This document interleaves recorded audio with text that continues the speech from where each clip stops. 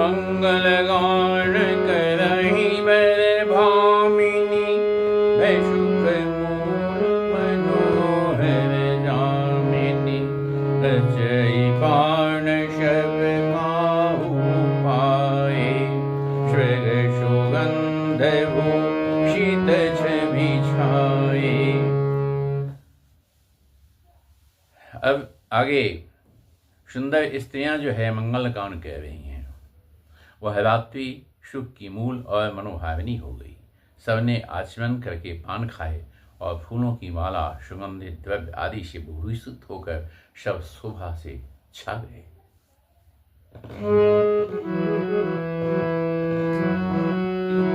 राम ही देखी रजाय सुपाई, निज भवन चले सिरनाई। प्रेम प्रमोद विनोद बराई, समौ समाजु मनोहरताई। अब श्री राम जी को देख करके और आज्ञा पाकर सब सिर नवाकर अपने अपने घर को चले। वहाँ प्रेम, आनंद, विनोद, महत्व, समय, समाज और मनोहरता को अरे कहीं न सकहीं शत शारद शेषु, कहीं न सकहीं शत शारद शेषु। वेद विरंचि महेश गणेशु, सुमय कहूँ कवन विधि भरणी। भूमि नाग शिव धरई की धरणी, कहीं न सकहीं शत साधव शेषु। वेद विरंचि महेश गणेशु, सुमय कहूँ कवन विधि भरणी। भूमि नाग शिव धरई की धरणी। सैकड़ों सरस्वती, शेष, वेद, ब्रह्मा, महादेव जी, गणेश जी भी इसको नहीं कह सकते। फिर भला मैं उसे किस प्रकार से बखान कहूँ?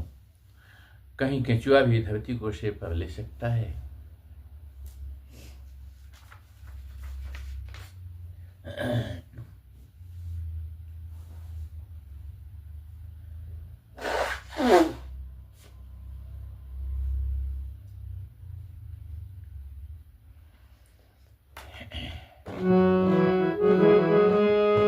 नृप शब भांति सबहि सन्मानी, कै मृदु वचन बुलाई रानी। बहुल कनी बरघर आई, राखेहु नयन पलक कीनाई। ललिकाश्वमित उनीद वश, शयन खराब हो जाए। अस कही गेवे श्याम गृह, राम शरण चितुलाई। लड़के थके हुए नींद के बस हो रहे हैं, इन्हें ले जाकर शयन कराओ। ऐसा कहकर राजा श्री रामचंद्र के चरणों में मन लगाकर विश्राम भवन में चले गए।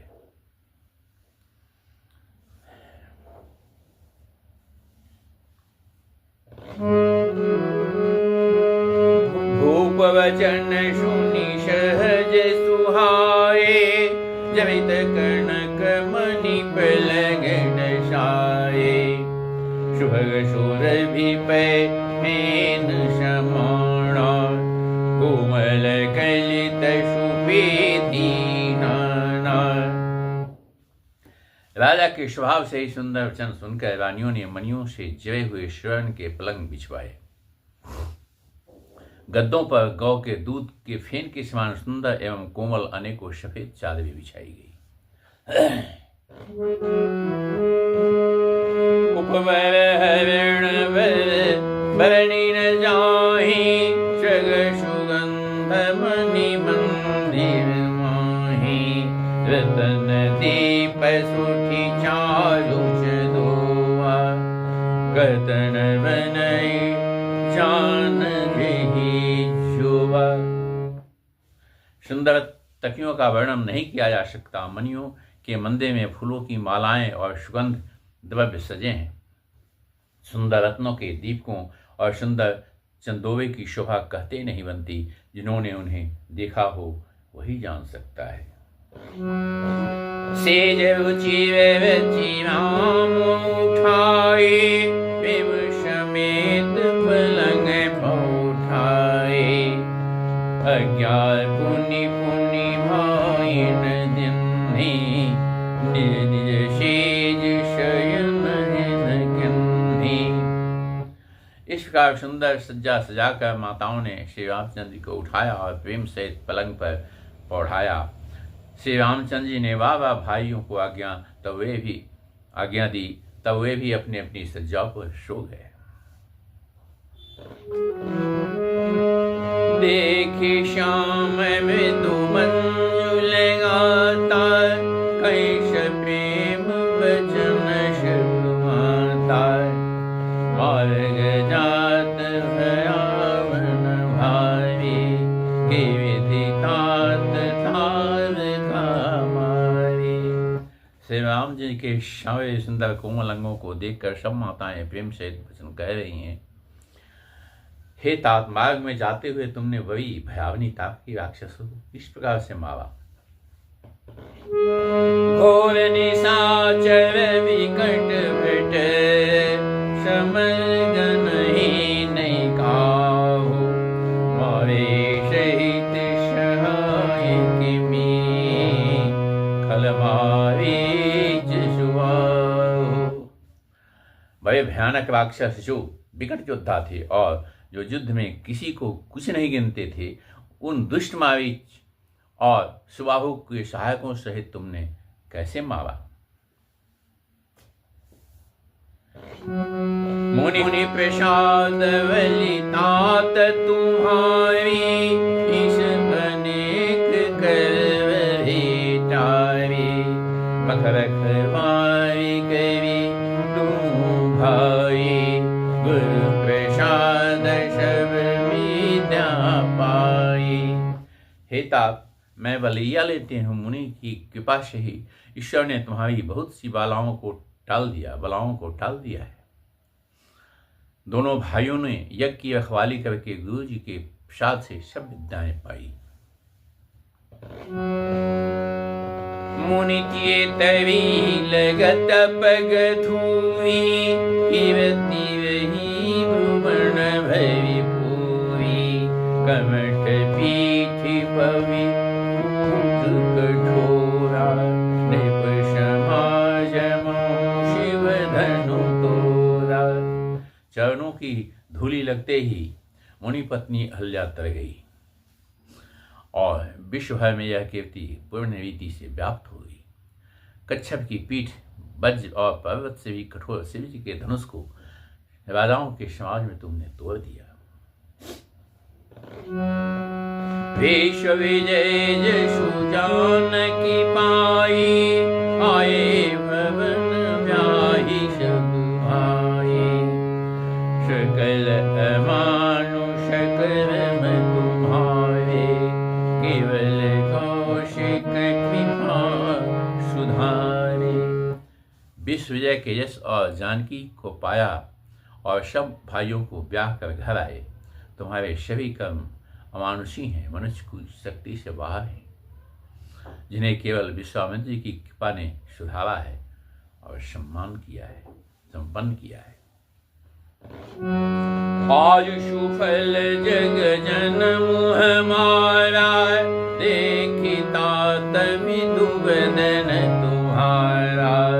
दे दिन गए तुम्हें बिनु देखे, देवी वंशी जनि पार ही लेखे। हे तात, तुम्हारा चंद्रमुख देखकर आज हमारा जगत में जन्म लेना सफल हुआ। तुमको बिना देखे जो दिन बीते हैं, उनको ब्रह्मा गिनती में ना बढ़ावें, हमारी आयु में उसको शामिल न करें। राम प्रतोषी मातु शिव, कहीं विनीत भरवैन शंभु वे प्रपद किए नेद बसनैन। विनय भय उत्तम वचन सुनकर श्री रामचंद्र जी ने सब माताओं को संतुष्ट किया। फिर शिव जी गुरु और ब्राह्मणों के चरणों को स्मरण कर नेत्रों को नींद के वश में किया, अर्थात वे सो गए। नीदं वदन शोह सुठिलोना मनहु सांझ शरसी रुबसोना। घर घर करहि जागरण नारे नहीं परश पर मंगल गावे।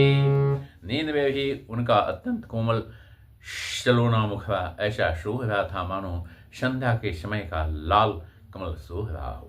स्त्रियां घर घर जागरण कर रही है और आपस में एक दूसरे को मंगलमयी गालियां दे रही है।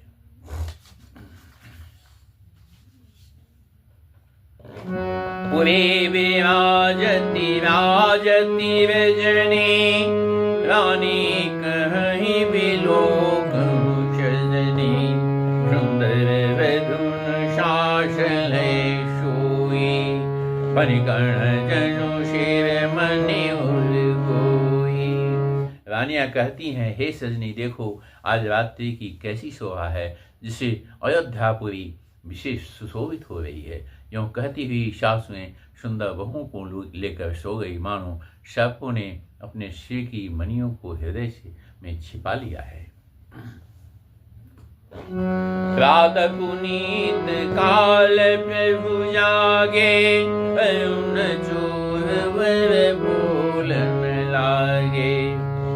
वंदे मातरम गुण गण गाए पुरण द्वार जोहारन आए। प्रातः काल पवित्र ब्रह्म मुहूर्त में प्रभु जागे, मुर्गे सुंदर बोलने लगे, भाट और मागधों के गुणों का गान किया तथा नगर के लोग द्वार पर जोहार करने आ गए। वंदे विप्रसुर गुरु पितु माता पाई शीश मुदित भ्राता। जनन शारद वदन निहारे भूपति शंख द्वार पगुधारे। ब्राह्मणों देवताओं गुरु पिता और माताओं की वंदना करके आशीर्वाद पाकर सब भाई प्रसन्न हुए। माताओं ने आदर के साथ उनके मुखों को देखा, फिर वार के साथ दरवाजे बाहर पधारे। किन्नी शौच शव सहज सुचि सवित पुनीत नहाए। प्रातः क्रिया कवितांत मही आए चारों भाई। स्वभाव से ही पवित्र चारों भाइयों ने सब शौचादियों से विविध होकर पवित्र सरयू नदी में स्नान किया और प्रातः किया संध्या वंदनादि करके भी पिता के पास आए। यहाँ रामायण पारायण तीसरा विश्राम समाप्त होता है। भूप विलो के लिए उमिलाई बैठे हरसी रजाय सुपाई। देखी राम शव समाजुराने लोचन लाभ अवधि हनुमाने। राजा ने देखते ही उन्हें हृदय से लगा लिया। तदनंतर वे आज्ञा पाकर हर्षित होकर बैठ गए। श्री राम जी के दर्शन कर और नेत्रों के लाभ की बस यही सीमा है, ऐसा अनुमान कर सारी सभा शीतल हो गई, अर्थात सब तीनों प्रकार के ताप सदा के लिए मिट गए। मुनि वशिष्ठ मुनि कौशिक आए, स्वर्ग आसन मुनि बैठाए। सुदन समेत पूजी बदलागे, नियखी राम दो अनुरागे। फिर मुनि वशिष्ठ जी और विश्वामित्र जी आए। राजा ने उनको सुंदर आसनों पर बैठाया और पुत्रों समेत उनकी पूजा करके उनके चरणों लगे। दोनों गुरु श्री राम जी को देखकर प्रेम में मुग्ध हो गए। कहीं वशिष्ठ धर्म इतिहासा श्रय मुनि शैतर निवासा मुनिवन अगम गाधि शुद्ध करणी मुदित वशिष्ठ विपुल विधि वर्णी।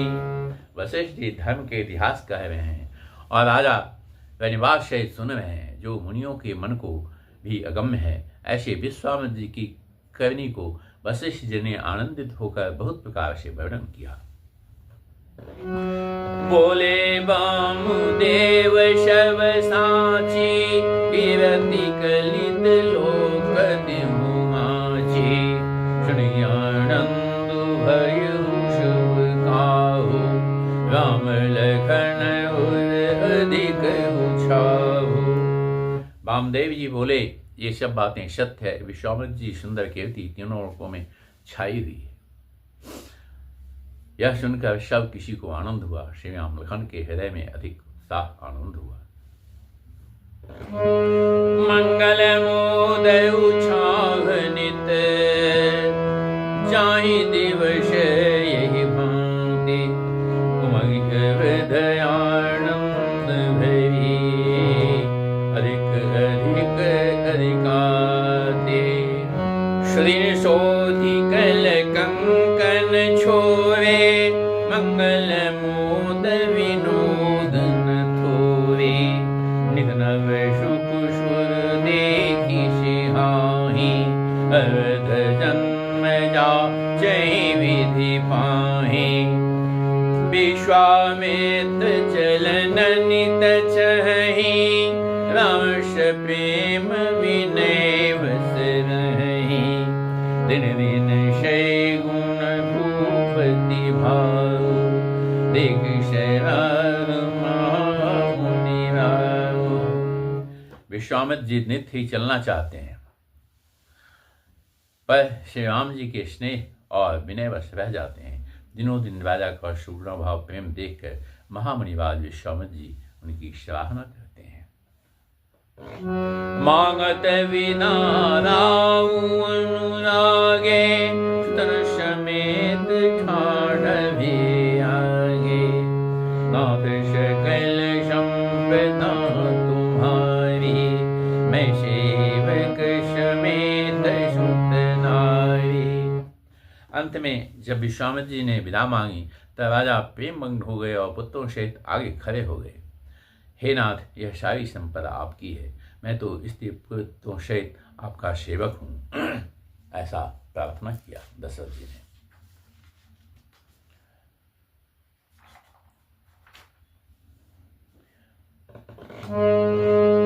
करव शैदाल कर्ण पर छो दर्शनु देत रहब मुनि मोह अस कही राम सहित सुत रानी करो शरण मुख आवन वाणी। हे मुनि, लड़कों पर सदा स्नेह करते रहिएगा और मुझे भी दर्शन देते रहिएगा। ऐसा कहकर पुत्रों और रानियों सहित राजा दशरथ जी विश्वामित्र जी के चरणों पर गिर पड़े। प्रेम विवल हो जाने के कारण उनके मुंह से बात नहीं निकल रही थी। दिन आशीष में प्रभु भांति चले न प्रीति रीति कही जाती राम प्रेम संग सब भाई और सुभाई फिरी पहुंचाई। ब्राह्मण विश्वामित्र जी ने बहुत प्रकार से आशीर्वाद दिया और वे चल पड़े। प्रीति की रीति कहीं नहीं जाती। सब भाइयों को साथ लेकर श्री राम जी प्रेम के साथ उन्हें पहुंचाकर आज्ञा पाकर लौटे। राम रूप भूपति भगति ब्याहु उछाहु आनंद जात शराहत महिम उदित गांधी कुल चंद।